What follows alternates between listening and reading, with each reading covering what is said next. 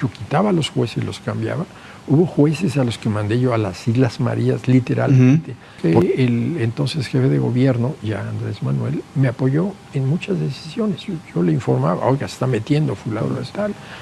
Su procurador. Yo creo que ella pensó que única y exclusivamente con sus conocimientos jurídicos podría salir adelante. Y fue incapaz de resistir la presión que hubo de todo el aparato del Estado en contra de ella desde el primer momento. Y le pongo un ejemplo.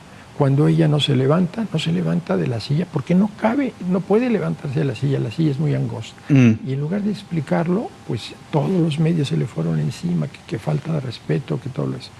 Saldívar la quita de una comisión para ver todos los asuntos relacionados con la mujer y se lo pasa a Yasmín Esquivel. Ellos se distancian, sus equipos se distancian, y entonces pues él veía a la posibilidad de que llegara Norma Piña, porque fue la primera que le declaró a un medio internacional, al país, le dijo, yo quiero ser la primera presidenta mujer. Estábamos en ese tenor. Yasmín Esquivel era la otra alternativa hasta ese momento.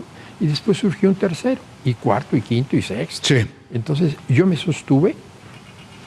El voto que le dio a Norma Piña a su llegada fue el de Yasmín Esquivel, porque ella fue candidata y cuando no estaba de acuerdo con los otros candidatos fue la que decidió. La que inclina la balanza en favor de Norma Piña. Ya.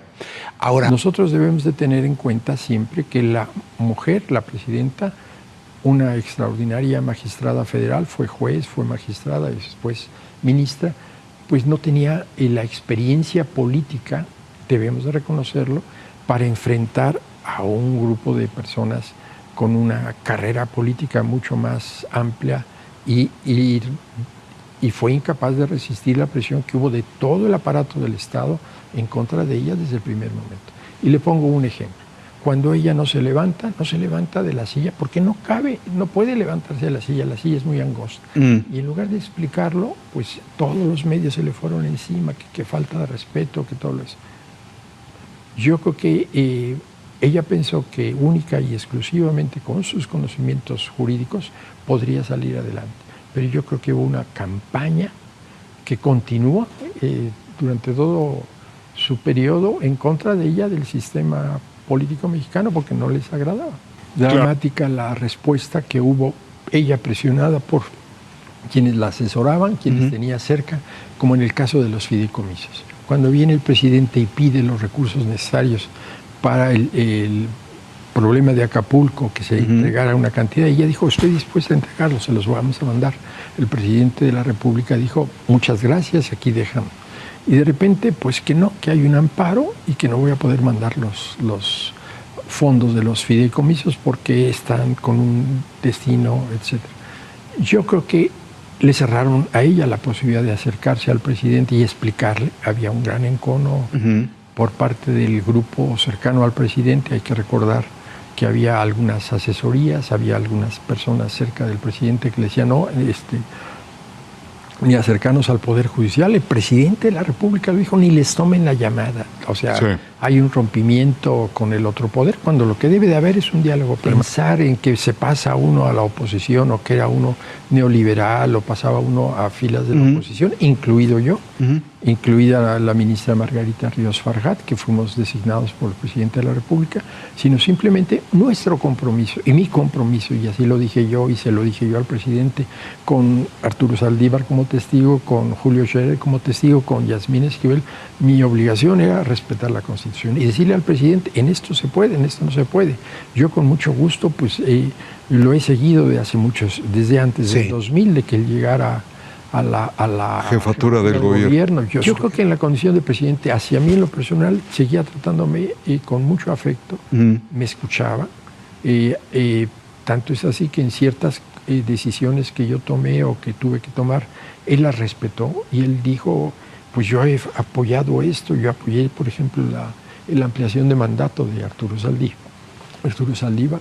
Se pedía desde las esferas políticas de este país, por ejemplo, desaforar al gobernador de Tamaulipas. Yo le expliqué al presidente, cuando nosotros luchamos en el Poder Judicial, sus amigos, porque usted tenía que pasar el desafuero no directamente por el Congreso, sino por por el Congreso local, no el Congreso federal.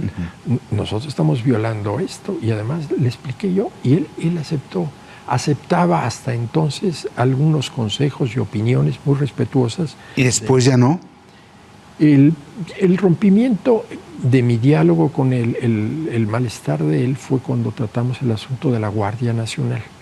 El asunto de la Guardia Nacional, había habido una reforma, una negociación, en donde los partidos políticos se habían sumado a la reforma, siempre y cuando se condicionara de que el titular sería un civil. Bueno, eso fue lo que pactaron y eso es lo que quedó en la Constitución. El presidente se sentía muy desilusionado del gobernador, hoy gobernador Durazo, y de su entonces consejero jurídico, que no lo habían puesto como él quería. Le dije, es que no pudieron, presidente, no tiene usted la mayoría, no puede hacer lo que se pretende como un cambio a la Constitución. Hay que negociar, estamos en un país en donde las minorías tienen que ser respetadas y los acuerdos políticos de los grupos políticos tienen que ser respetados. Pero él quería que se hiciera así, yo le dije, yo no puedo. Se pensó, por quien estaba en la entonces oficina jurídica del presidente, que yo podía cambiar el expediente y quitarlo. Algún exministro le había dicho que pues, era muy fácil que guardara yo el expediente y no lo presentara. El expediente había sido público y es lo que decía la Constitución. Claro. Y a partir de entonces ya hubo un envenenamiento de la ley. Yo tenía una buena relación con sus hijos, su esposa, con él mismo. Le podía decir al presidente, no, presidente, esto no va.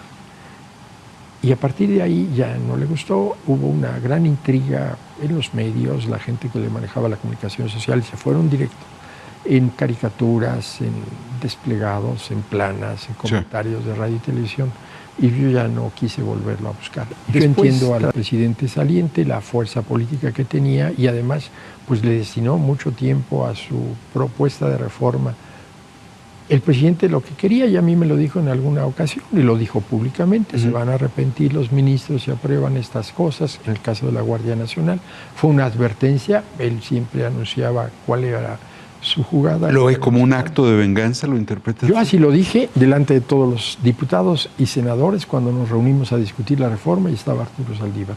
Esto obedece a que no le hicimos caso y es una venganza al Poder Judicial en su conjunto y a los poderes judiciales de los estados. Y con el tiempo nos vamos a arrepentir, porque este proceso de elección ha permitido cambiar a todos los poderes judiciales en la mitad.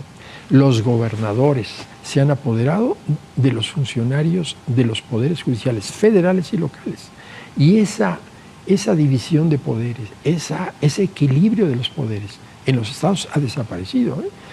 Los amigos, los íntimos, los conocidos de cada uno de los gobernadores operó esta reforma porque le interesaba incrustar a sus gentes. Eso lo vamos a pagar con el tiempo. Eso lo vamos a poder analizar en el futuro. Usted es más joven que yo, bastantes años, y va a poder ver las consecuencias de ese apoderamiento de los poderes judiciales.